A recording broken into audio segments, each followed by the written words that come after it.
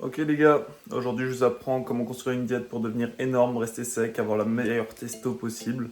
C'est simple, pas cher, et puis vous avez tout, protéines, lipides, les bonnes sources, la qualité et tout. Je vous montre ça rapidement. Tac. Commencer par les lipides parce que c'est ce qu'il y a de plus complexe. Ensuite on fera les glucides et pour finir les protéines.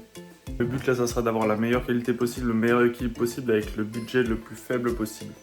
Ok, donc on va commencer par les lipides. Les lipides c'est assez simple, si vous voulez il va falloir avoir deux types de graisses, des insaturés qui contiennent principalement des oméga 3 et des saturés pour la testo.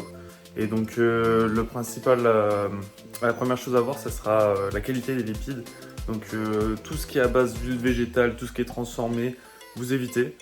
Si vous pouvez acheter du beurre cru, du lait cru, je vous montre à quoi ça ressemble. Ça coûte pas si cher que ça, puis c'est une très bonne source de lipides. Et des bouteilles de lait cru comme ça, tac. Le beurre cru, il est juste là. Après pour les viandes, si vous voulez des bonnes sources de lipides, vous allez avoir le porc, c'est pas mal du tout.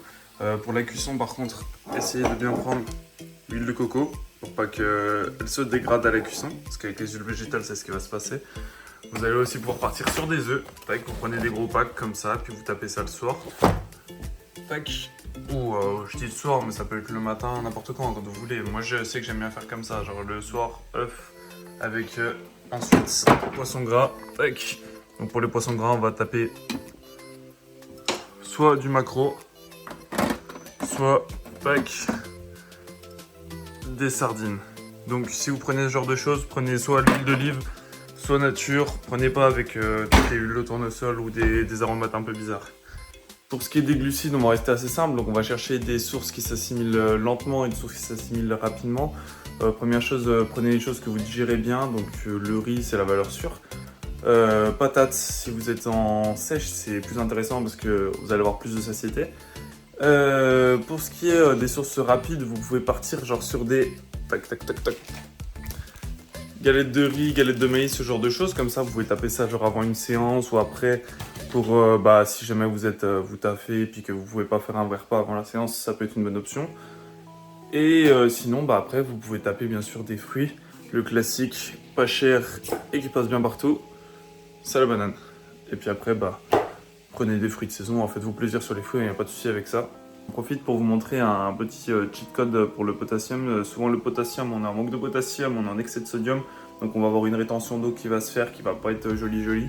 Donc déjà, dans un premier temps, vous avez les bananes, vous avez les avocats qui sont aussi assez sympas pour les lipides. Vous avez l'eau de coco, le lait de coco, et ça c'est vraiment pas mal. L'eau de coco c'est pas très bon et c'est un petit peu cher. C'est plus intéressant par contre, mais en option on va dire entre deux, intéressant, pas cher, et puis bon, vous avez, tac, lait de coco comme ça coûte 2 balles la bouteille, et puis vous faites la semaine avec, hein, c'est largement suffisant.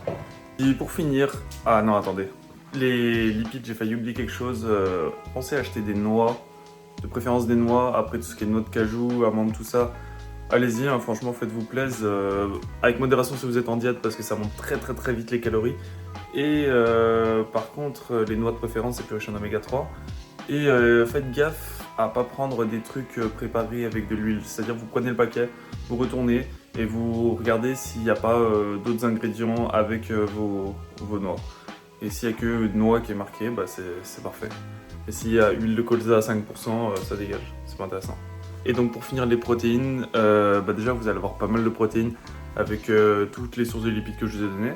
Mais ça reste intéressant d'avoir une bonne source de protéines en plus. Donc bah déjà si vous prenez des compléments, la whey ça va être intéressant autour de l'entraînement. Si vous prenez pas de compléments, bah, vous pouvez taper genre du poulet. Si vous avez les moyens, vous pouvez prendre des viandes rouges aussi, mais ça c'est vraiment si vous avez les moyens. Mais le poulet, si vous voulez une astuce pas chère, vous prenez un gros pack de 2,5 kg, ça coûte aux alentours de 20 balles. Vous mettez ça au congèle. Pensez bien à tout séparer par contre, parce que si vous séparez pas, bah, ça va être compliqué après pour la cuisine. Mais séparez, mettez au congèle. Acheter des petits sacs de congélation, puis pour 20 balles, vous tenez 2 semaines. Hein. Franchement, 2,5 kg, ça tient, ça tient. Et vous avez aussi l'option des colins d'Alaska. C'est très pauvre en lipides, donc ceux qui ont déjà pas mal de lipides à côté, ça peut être intéressant.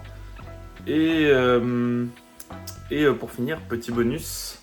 Pour finir, petit bonus, ceux qui sont en diète et qui cherchent à avoir un peu plus de satiété, prenez pas mal de comment dire, de surgelés, de légumes surgelés et de fruits surgelés pour mettre dans le fromage blanc par exemple. Ah puis d'ailleurs j'allais zapper, mais pour les protéines bien sûr. Oubliez pas les gars, le fromage blanc ça coûte pas cher et puis ça c'est une très bonne source de protéines qui s'absorbe lentement, donc ça a un intérêt aussi pour ceux qui font pas des repas toutes les 2 heures, donc n'hésitez pas à taper le fromage blanc. Et donc je disais pour tout ce qui est légumes surgelés, pareil faites gaffe à la liste d'ingrédients. Le mieux c'est de prendre des trucs séparés parce que du coup en général il va y avoir que le légume en question.